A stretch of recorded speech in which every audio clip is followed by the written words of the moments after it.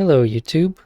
Welcome to my presentation about a new glitch that I discovered in Pokémon Emerald. Uh, if you'd like to skip straight ahead to seeing the glitch and seeing the explanation, I will have timestamps in the description. But if you'd like to hear the whole story about how I encountered it and how I went about digging into it, then just sit back and relax because it's a long story. So first, for some backstory, for one, if you're not aware, this is Pokemon Emerald. It was released in 2004 for the Game Boy Advance. It's a really good game.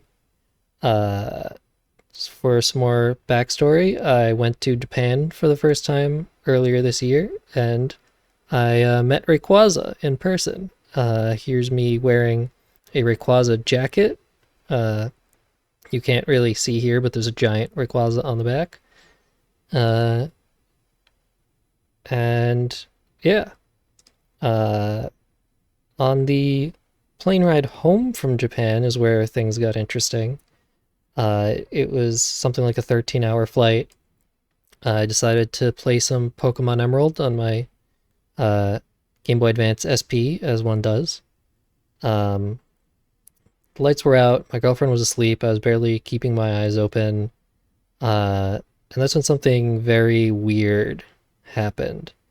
So I'm going to try to describe to you what I saw at the time. So the opponent had no Pokemon out, but the game wanted me to select a move as if I was still battling against a Pokemon. So that was weird. I don't think I've ever seen that before. So I attacked. I expected maybe the game would just say something like there was no target and then move on and the opponent would send out a new Pokemon.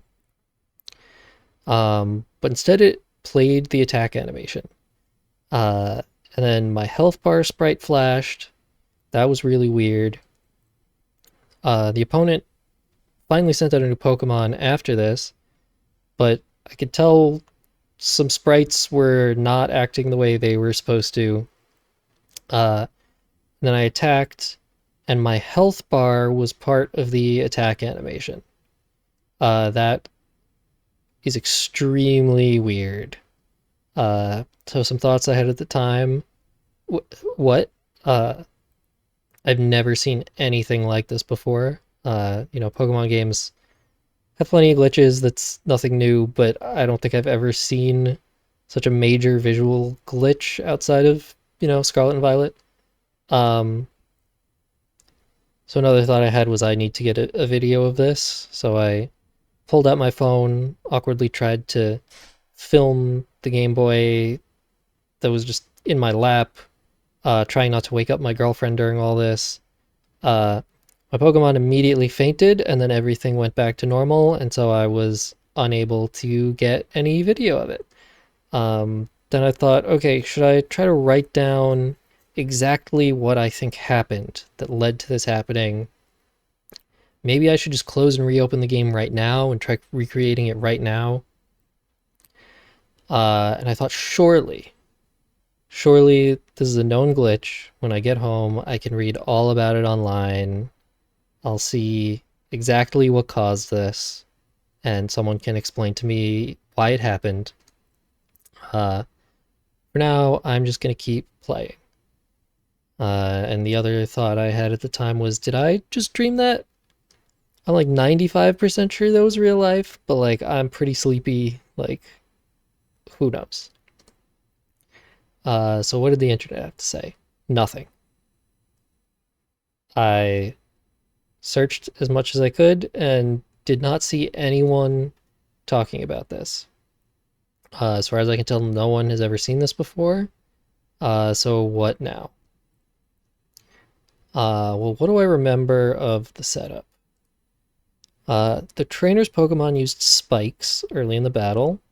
If you're not familiar with spikes, it's a move that doesn't immediately deal damage, but every time your opponent sends in a new Pokemon, that Pokemon takes damage from the spikes. I KO'd the opponent Pokemon, and before they sent out a new one, the game asked me if I wanted to switch. Not thinking, I switched to a Pokemon that was really low on health, which meant as soon as it got sent out, it got hit by the spikes, and it got KO'd as well. So I had to send out a new Pokemon to replace that one. But then somehow my opponent never sent out a new Pokemon. It was just my Pokemon fighting against nothing. So that seems simple enough to try recreating. But I also remember that I'd used Sandstorm, which, if you're not familiar, sets up the Sandstorm weather condition, which damages all Pokemon at the end of each turn, except for Pokemon of certain types that are immune to it. And I remember thinking on the flight that Sandstorm was involved somehow. So like maybe that's what KO'd the opponent at the beginning of this whole setup before I then switched out my Pokemon to something that died to spikes. I sure hope that is not a necessary part of the setup. Okay, so what do I do now? I have to figure out how to recreate it. I need to find a Pokemon that uses spikes. Wild Pokemon won't work because KOing it would just end the battle, and I need to KO it and then switch out a Pokemon after that. So specifically I need a trainer who has a Pokemon that uses spikes. Apparently only 4 trainers in the game use spikes.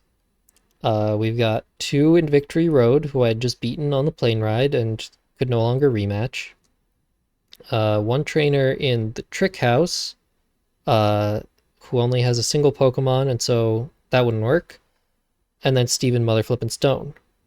So if you're not familiar, this is Steven Stone. He's the former champion of the Pokemon League. He retired from being the champion because he's too cool. And after you beat the game, he just hangs out in a cave with a party of Pokemon that are about 20 levels higher than the current champion. The first Pokemon in his party is a level 77 Skarmory, and that Skarmory knows spikes. I guess I know what I'm doing. So now we get to recreating the glitch. So first off, I need to get to Steven Stone. On the plane, I had made it up to Elite Four, but they're kind of hard. I'm not particularly good at this game. I was busy with other stuff. Put the game down for like a month. It was very suspenseful because I had no idea if I was ever going to be able to recreate this glitch again, or if I was just going to go crazy for the rest of my life. But, you know, a little bit later, I get to Steven. Eventually I beat them. I get one of my Pokemon down to as low health as I could, so that I can make sure I can switch it in to die to spikes. Go into the cave. That's Steven. With enough healing items, my Pokemon fared somewhat okay.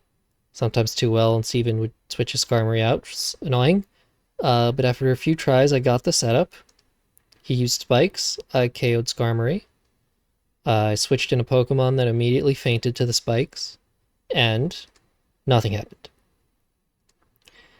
This is going to be harder than I hoped.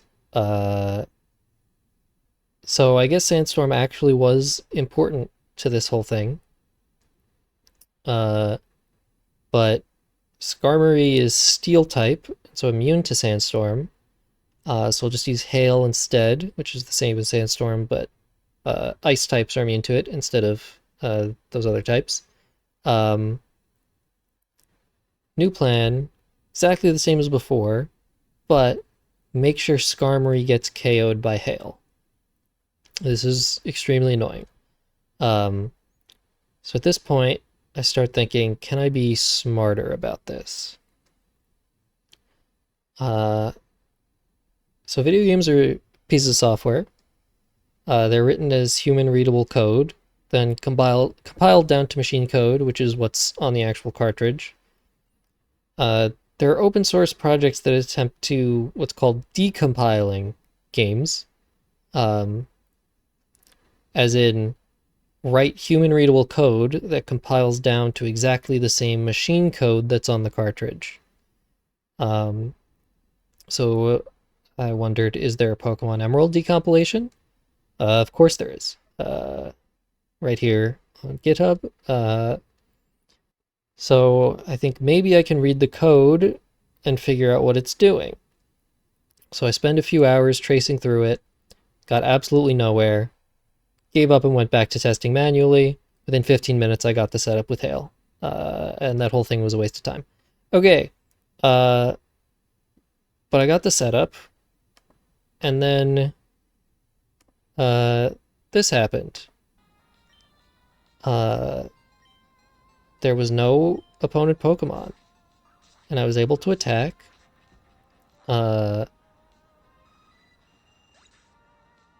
Something weird is happening with my health bar. Something very weird is happening with with the various health bars. And then the game just froze, actually. I started frantically hitting every button, but nothing did anything. The game was just entirely frozen.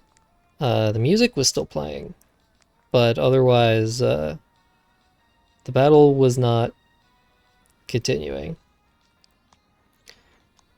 So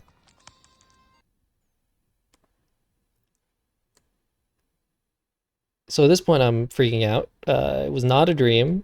I definitely just broke Emerald. But I'm confused because that's not the same glitch.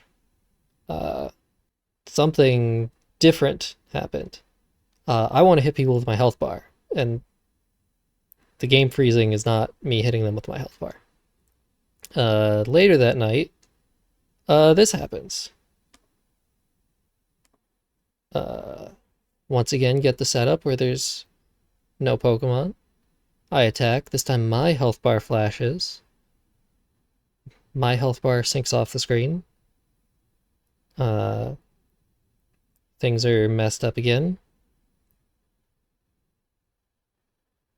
And now, the game does not freeze. I attack, and there you go. I'm attacking him with my health bar. Uh,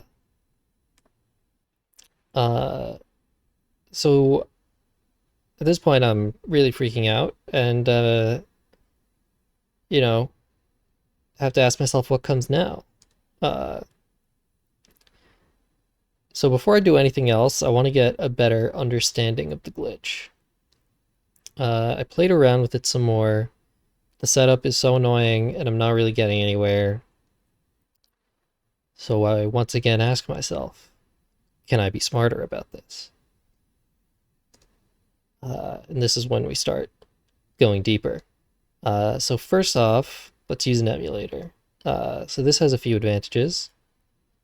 Save states, fast forwarding, things like that should make testing a lot easier. Also, let me double check that it's actually reproducible on an emulator as opposed to just on my Game Boy. Also, I can get a nicer video.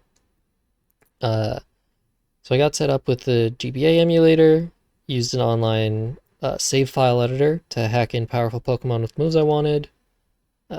Here's the emulator in this editor. So then I start wondering, I noticed the emulator has some tools for debugging, and I wonder if I could make use of those. So I see view sprites, that sounds interesting. And then I see these other options, those sound very interesting. So as an aside, so when you want to debug a program, meaning like investigate its behavior to fix bugs, you generally want a debugger.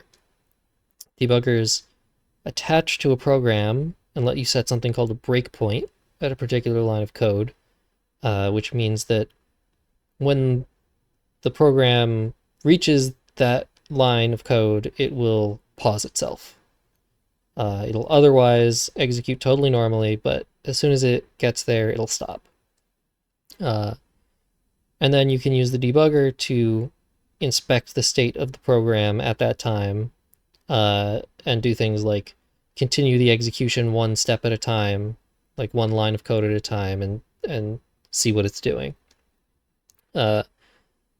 However, this generally requires the program to be compiled with something called debug symbols that tell the debugger how to associate the machine code with the original human readable code. Usually you only do this for testing once you want to release the production version of your code. There's no reason to put the debug symbols in it. So the Pokemon Emerald ROM does not contain debug symbols. But what if I took the decompilation that I looked at before, compiled it with debug symbols, and ran that in the emulator? Would that just work? Apparently, yes. So here is the built-in debugger in the Game Boy Advance emulator. I load in the symbols from the file I compiled.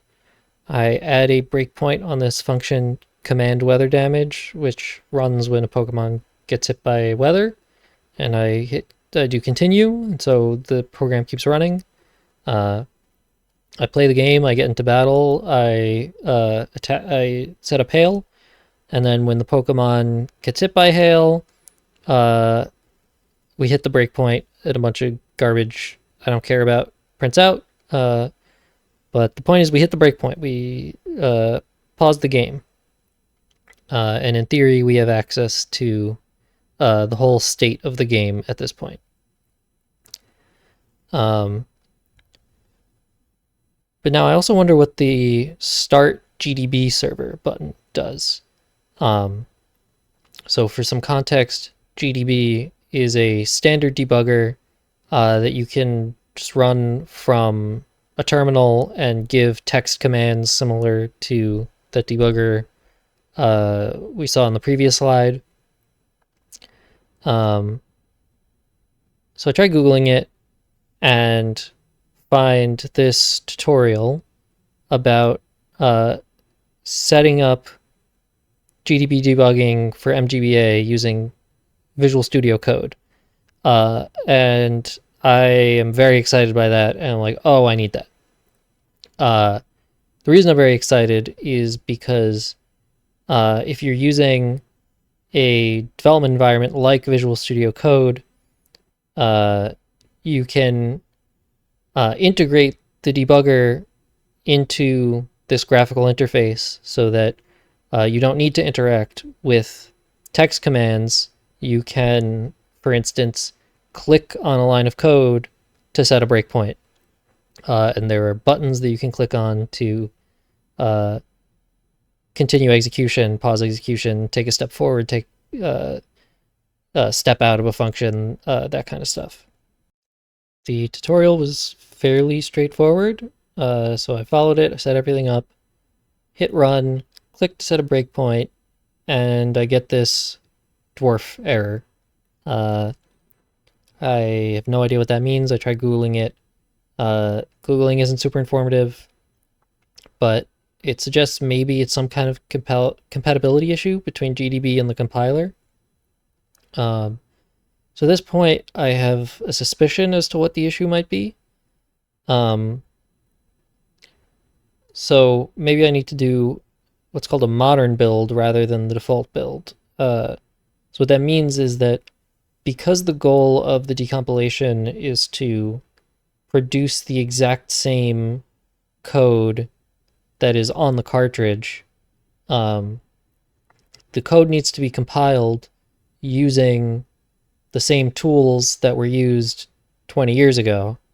So you, by default, you're purposefully building the code with extremely old tools.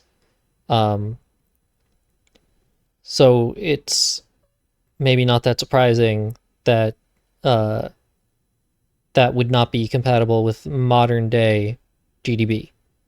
So what I suspect at this point is that I need to actually do a modern build, meaning compiling the code with a modern compiler that would be compatible with modern GDB. So I did the modern build, and I get the exact same error. So at this point, I'm extremely confused. I have no idea what's happening, and I decide it's time for drastic measures, communicating with other human beings.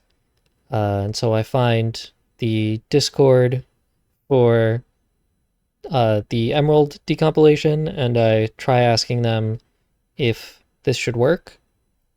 And I get some responses fairly quickly.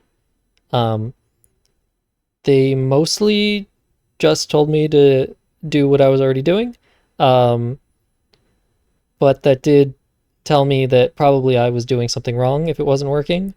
And also, they specifically mentioned that yes, in fact, you do need to do a modern build. So at this point, I suspect maybe I messed something up in my modern build. So at this point, I delete everything from the old build, try doing another modern build, and finished, but I couldn't find the ROM. And I realized, oh, the build failed.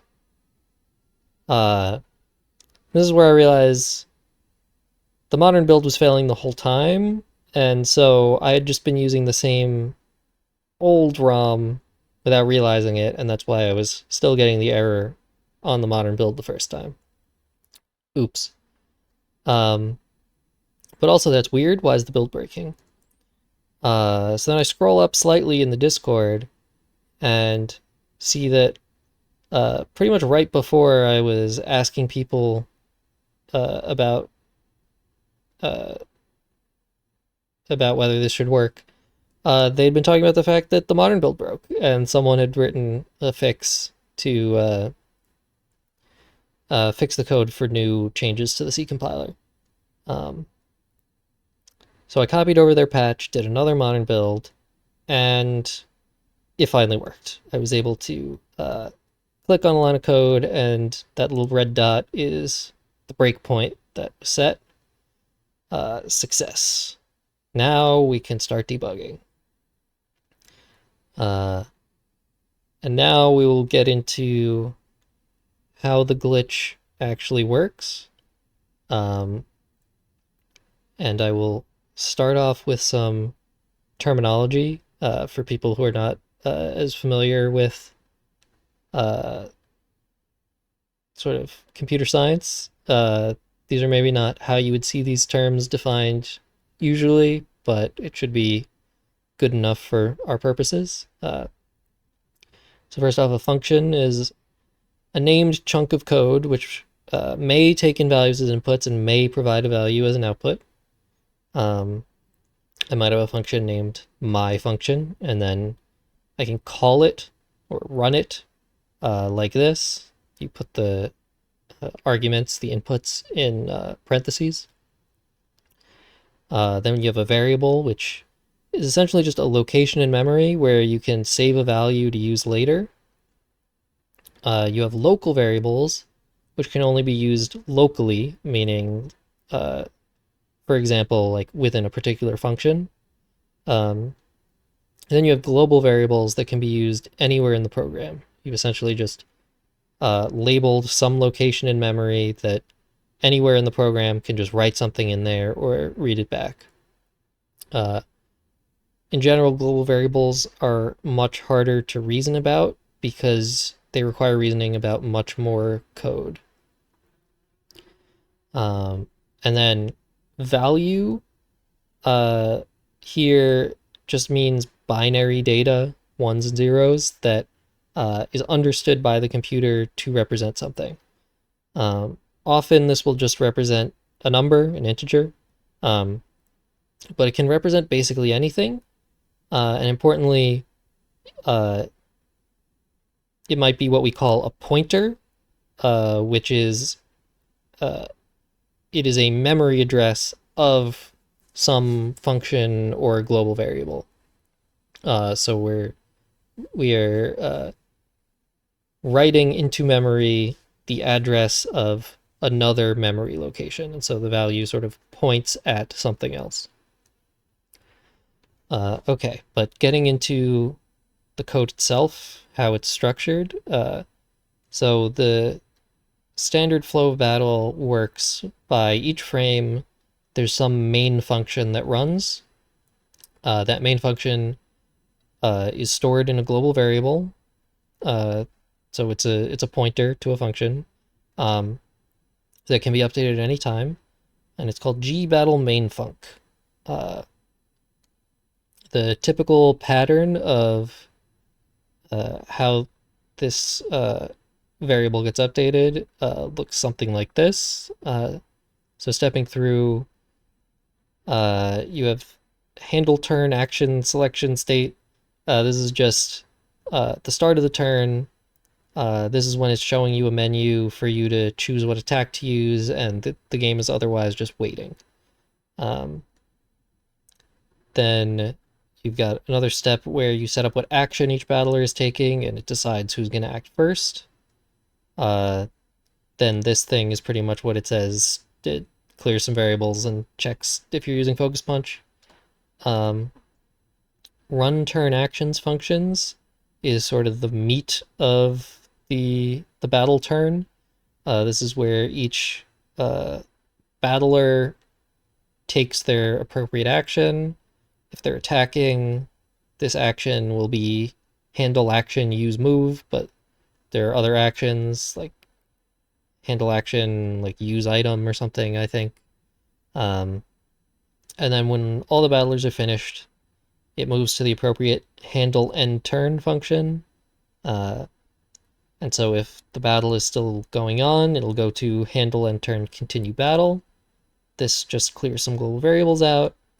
And then you go to battle turn past, which processes any end turn effects like weather and status effects, cleans up some global state, and then loops back to start the next turn. Some more sort of background on how the code works. There are some commands that have multiple steps to them, and they use a global variable to store which step to do next.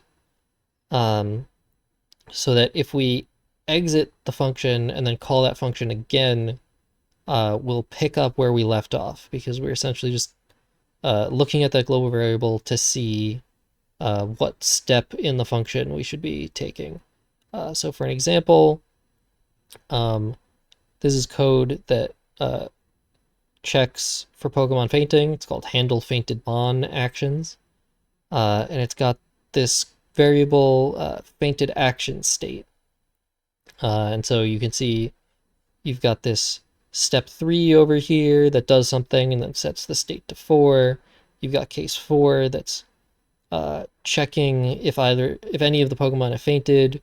If none of them have fainted, it jumps to step 6. But if one of the Pokemon does faint, it does this battle script execute thing.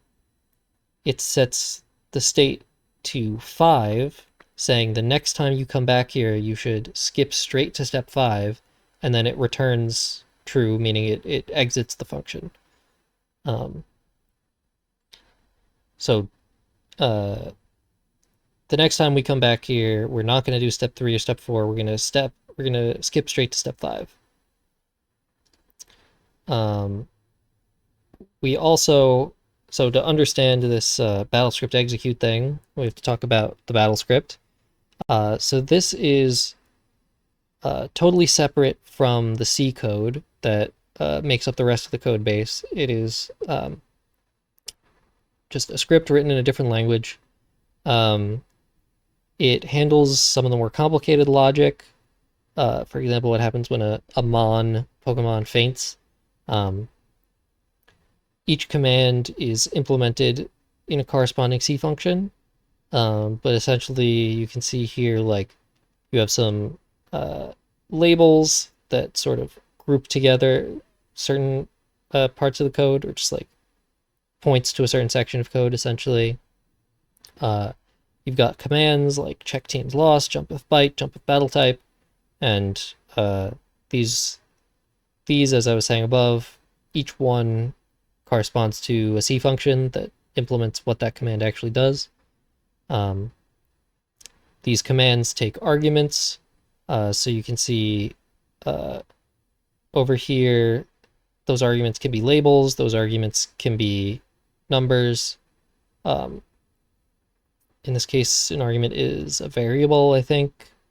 And then also in the script, you've got some comments that are just not technically part of the code. They don't get executed. They're just notes for what the code is doing. So the way that executing the battle script works is we have this variable g battle script cur inster, pointing to the current instruction.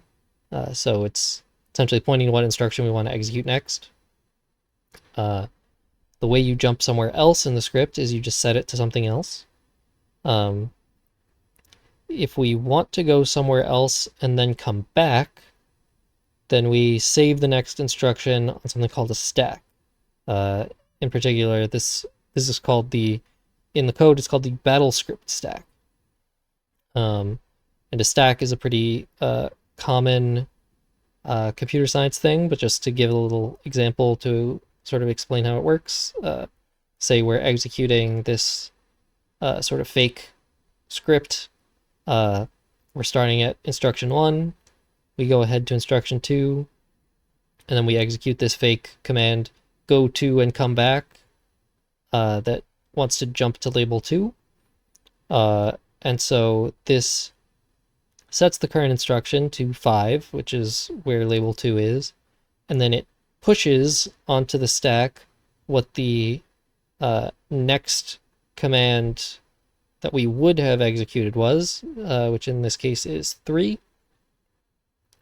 Now we continue forward, so the current instruction is 6.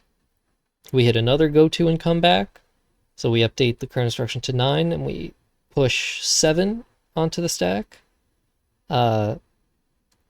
We continue to 10. Now we run this print command that prints out C, and now we hit this return command, and this return pops something from the stack, meaning we just take off the latest value from the stack.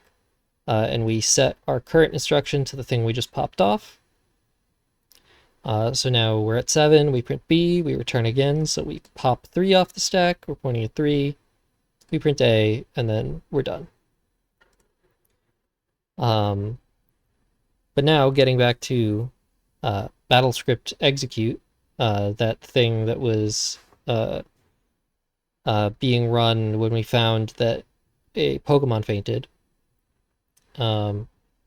So this is essentially how the code transitions into executing something in the battle script. So it sets the current instruction to be the label that you pass into battle script execute. It pushes whatever the current main function is onto a second stack, the battle callback stack. And then it sets the main function to be this new thing, run battle script commands pop callback stack.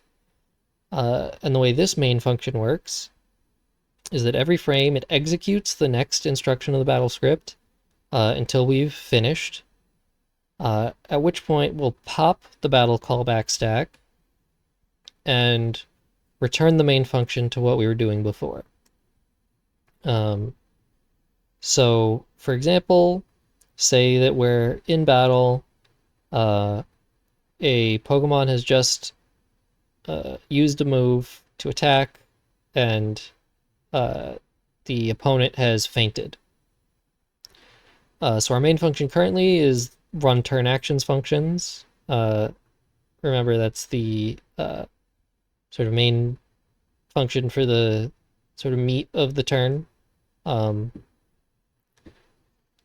Because the move has finished, we're now executing handle action try finish. That's what calls the handle fainted mon actions that check if the Pokemon is fainted. It finds that it has fainted, and it calls battle script execute. This will then set the main function to this new run battle script commands function. Set the current instruction to be handle fainted mon, which is a label in the battle script. And then run turn actions functions, because it was the previous main function, gets pushed onto this new stack, the battle callback stack. And now that we have all that out of the way, here is some suspicious code that I found.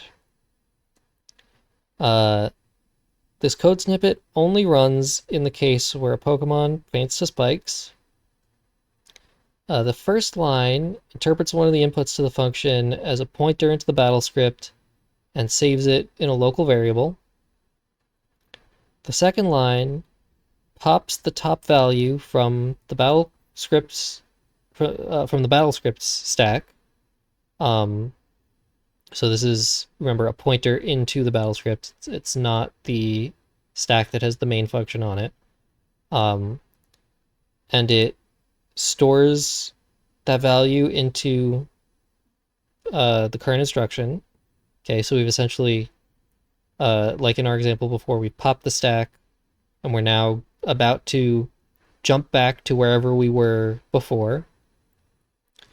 The third line then ignores the value we just popped and overwrites it with the value in the local variable. We've essentially just decided to forget about whatever we were doing right before this in the battle script. This is bad. So what did we just forget? So we were supposed to jump back here to switch in effects. Most instances of switch in effects don't have anything important after them, so forgetting doesn't matter much. But in this case, we forgot that the opponent was about to send in a Pokemon.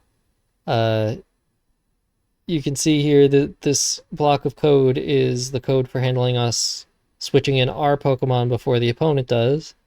And then down here you have Fainted Mon send out new, which is where the opponent actually sends out their new Pokemon.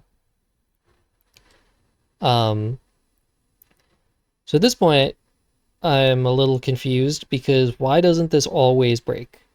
And what could this possibly have to do with Sandstorm? So after throwing away the value on the stack, we do a few more commands in the battle script, nothing interesting, and then we finish. At this point, we pop the other stack, the one with the main function, so we update our main function, so we continue what we were doing before. So what were we doing? Well, if the Pokemon fainted from a weather effect, then we were in battle turn past. Like, this is the function that runs at the end of the turn to process end of turn effects. We'll call into handle fainted mon actions to check if any Pokemon have fainted. But this function tracks progress in a global variable that has not been cleared. So the game thinks it's already checked if the Pokemon fainted, and it doesn't bother checking again. But what if the Pokemon fainted from an attack instead of a weather effect? Well, in that case, as we saw before, the main function would be run turn actions functions. This also calls handle fainted mon actions. It is the same issue with global state. The game thinks it's already checked for the Pokemon fainting, and so it doesn't bother checking it again. However, it immediately resets that global state to 0. Then at the end of the turn, we get to battle turn past. We sneak in one more call to handle fainted mon actions, and things accidentally work out okay. Because the second time we call it, the global state is 0. We actually do check if the Pokemon is fainted. We see that it has. The opponent sends out their new Pokemon, and everything is normal. There is one caveat here, which is that if there is time in between these two checks where something could happen. So, for example, the Pokemon could get hit by a weather effect. And so that can still lead to weird things happening. So as it turns out, I think you can trigger weirdness just by having a weather effect, even if it's not what KOs the Pokemon. Although I'm fairly sure this is not what happened to me originally. Okay, so now, but what's going on with the sprites? We figured out how we got into a state where the opponent did not have a Pokemon out, and then we were able to attack that non-existent Pokemon. But that does not explain what happened with the sprites. So the game has a global list of 64 sprite slots, and at any given time, most of those are unused. Generally, when it needs a sprite for something, it just claims the first unused sprite slot to use. The game keeps global variables that track which slots particular sprites are in. So you have this G Battler sprite IDs that tracks which sprite slots are being used for the Pokemon sprites. You have G Health Box sprite IDs that tracks where the health boxes are. Each sprite is tracking data like its position on the screen, whether it's in use, and its current animation function. Each frame, the animation function for each sprite that's in use is run. So when a Pokemon faints, its sprite is set to be not in use.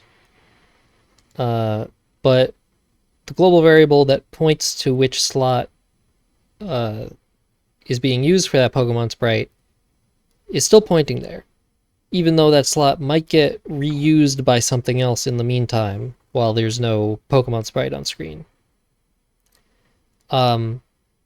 But now, if we get into the state where there's no opponent Pokemon and we attack again, then we essentially make the Pokemon faint a second time.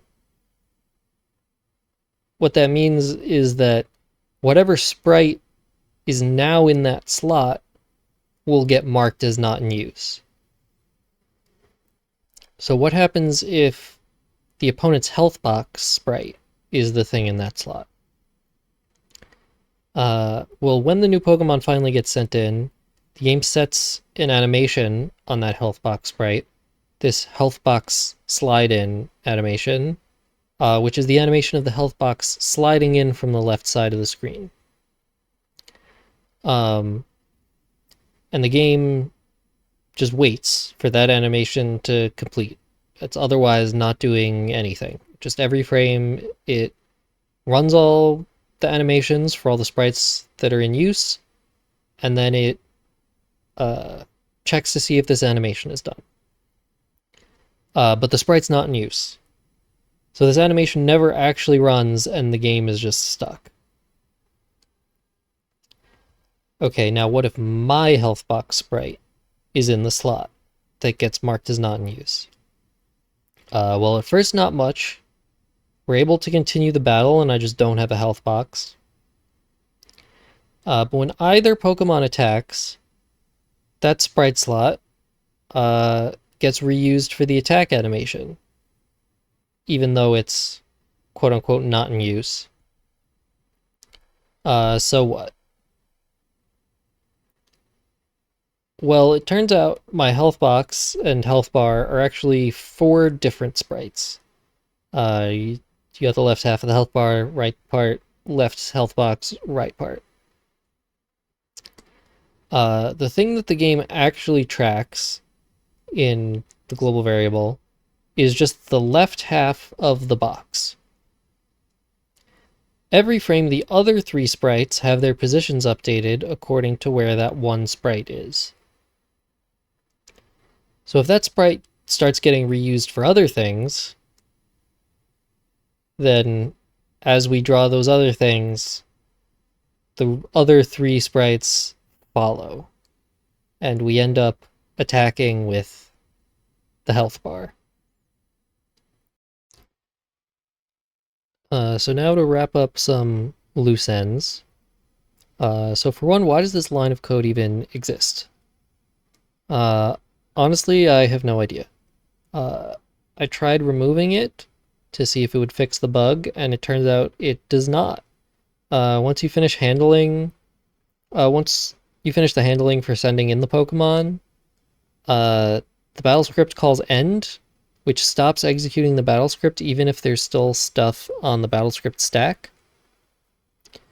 So even if you remove this line, it doesn't help. All I can think is maybe the developers realized that this sequence of events led to something extra being on the stack, and they either didn't think it was important or didn't want to deal with it, and so they just put this line in to clean that extra thing off the stack. So another question is what actually determines the ordering of the sprites? Because as we talked about, there are two different versions of the glitch that you can end up with depending on which sprite is in the slot when the Pokemon faints for the second time. So I looked into it a bit, but it seems fairly chaotic. Every time a Pokemon gets switched out, the sprite ordering gets mixed up. When I was testing the glitch against Steven Stone, I found that if the Pokemon that used Sandstorm was still out when the opponent was KO'd, I'd get the lame version of the glitch, but if I switched out, I'd get the cool version. It should at least be deterministic, so a setup that works should be reproducible, but I didn't really look into it much further than that. But then there's the question of, so what actually happened when I discovered this glitch, when I ran into this glitch on the plane to begin with? I mentioned before that the reason I had to test with Hail was because Sandstorm doesn't affect Skarmory. But the trainer I was fighting in Victory Road also had a Skarmory. So there are a few possibilities here. One, I'm wrong about which trainer I was fighting. Two, the trainer used spikes, then switched out Skarmory, and I triggered the bug against their second Pokemon. Three, there's more to the bug that I haven't figured out yet. I don't really like any of these options. So one, was it a different trainer? There are two trainers in Victory Road that can use spikes, but I'm pretty sure it was Cool Trainer Caroline. I remember her taunting me in my delirium, telling me you must be getting a little tired. I was in fact very tired. So possibility two, could she have switched out Skarmory? Seems a little unlikely. I feel like trainers don't switch out Pokemon that frequently. Given all the other coincidences, what are the odds that happened too? So possibility three, could I be missing something about the glitch? As far as I can tell, the Pokemon would need to either be hit by a weather effect or a status effect, like burn or poison damage. But I definitely wasn't using any Pokemon that could burn or poison. Also, Skarmory is immune to poison, because of course it is. So it had to have been Sandstorm. Is there some more convoluted sequence of events that could have happened? I started thinking maybe my Pokemon fainted to Sandstorm, and I sent it another one that fainted to Spikes, and then I sent it another one, and tried out a bunch of different things. A few times I thought I could make it work. I couldn't.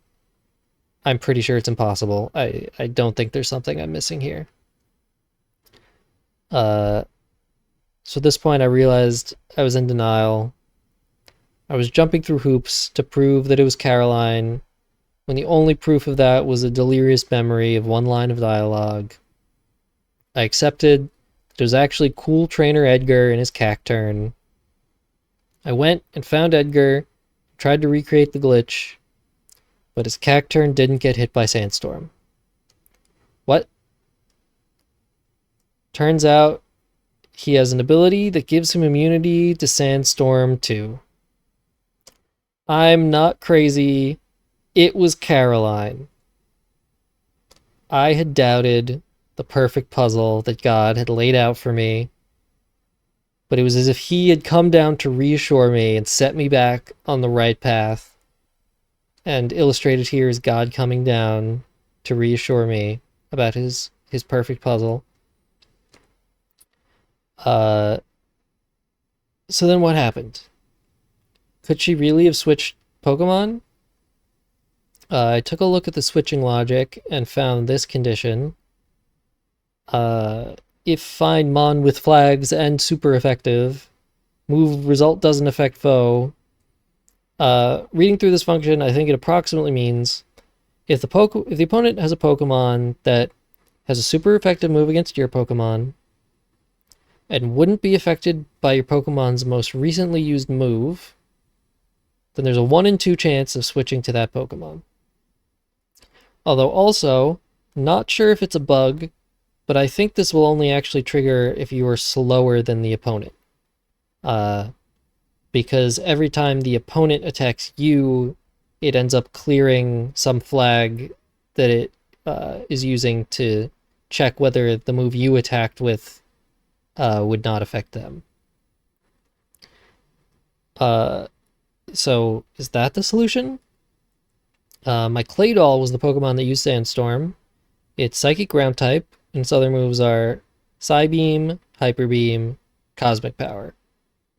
Cosmic Power doesn't do damage, so the only question is whether Psybeam and Hyper Beam could affect them. But Caroline's second Pokemon is Sableye, which is Dark Ghost. Psybeam doesn't affect it, because Dark is immune to Psychic. And Hyper Beam doesn't affect it, because Ghost is immune to Normal. Also, it knows Shadow Ball and Feint Attack, both of which are super effective against Psychic types. Could it be? Well, there's one final wrench in all of this. There's still the point about my Pokemon needing to be slower. At first, I wasn't really worried about this. I figured Skarmory was fast, and maybe Claydol was kind of slow. But it turns out not really. I tried crunching some numbers, and it seems like my Claydol would have had to have been pretty significantly underleveled to be slower. And I'm pretty sure that was not the case. And this is when I realized that Cool Trainer Carolyn has a full restore. Using items happens at the start of the turn, so that works too. If she used an item and then I attacked, it counts as me. It's essentially the same as me being slower.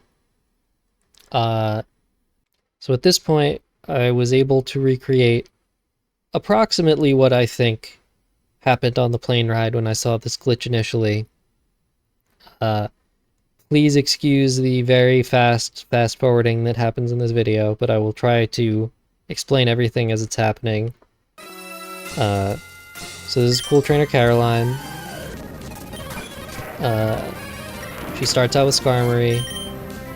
I switch out my first Pokemon. Skarmory uses Spikes. I use Psybeam. She uses her full restore. And now, because Psybeam wouldn't affect Sableye, she switches that into Sableye. Now I set up a Sandstorm, but my Pokemon dies, so I send out a new one. I'm now actually able to attack Sableye, and so I get its health nice and low.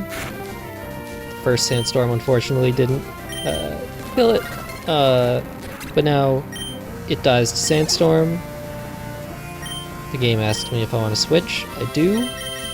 I send in a Pokemon with 1 HP, and so it immediately gets KO'd by Spikes.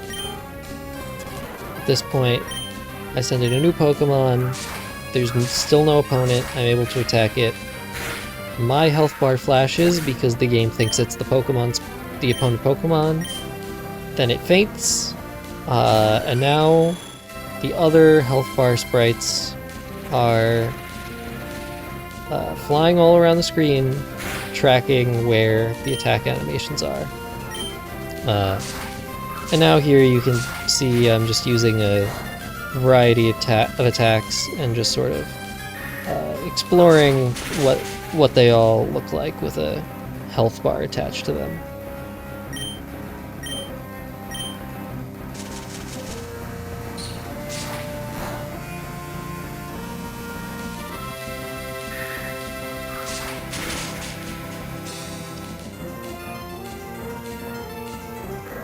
And at this point, my Pokemon faints, I send out a new one,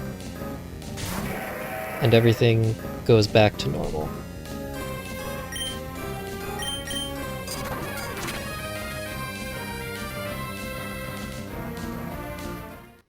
And yeah, that's about it. That's the story of this glitch. Huge thanks to all the people who worked on all the tools that I used that allowed me to do this. From the emulator, to the tutorial on using GDB with the emulator, to the save file editor, to the decompilation, and especially a huge thanks to the people on the decompilation Discord server. Couldn't have done it without all you guys. And yeah, hopefully people find this interesting.